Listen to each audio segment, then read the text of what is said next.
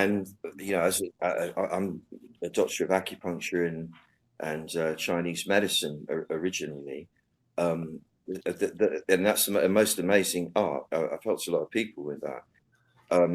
But that is completely based on this system.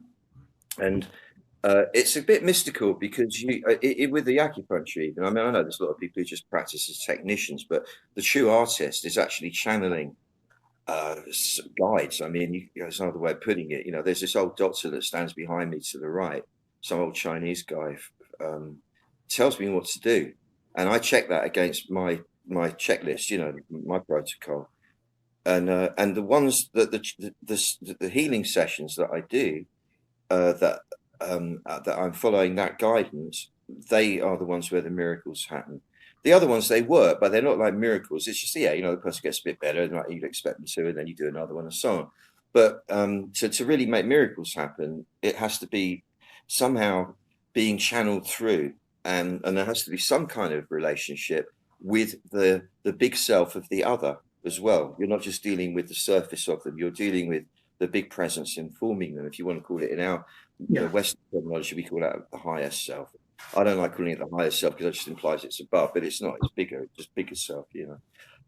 And the super healing came through, as everything, any good that I do, I think, came through like that. It was sort of channeled through, it was guided through. You've got to do this now, and it won't let me be until I've done it, whether it's music or that, whatever.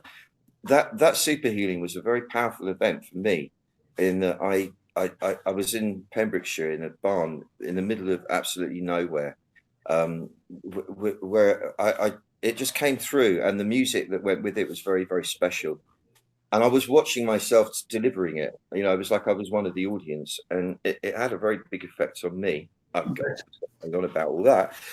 It's about drawing the light of from a different star down to you and into you. It's an old Taoist practice, and what I do in the live rendition of it is I channel it, and I just get everyone sitting in a circle, and I just start channeling it through, and it works. The light comes in for everybody, and remarkable healing things occur. I don't make too much of a thing of this, but one of the ones I did, there was a woman who'd been wheelchair bound for years.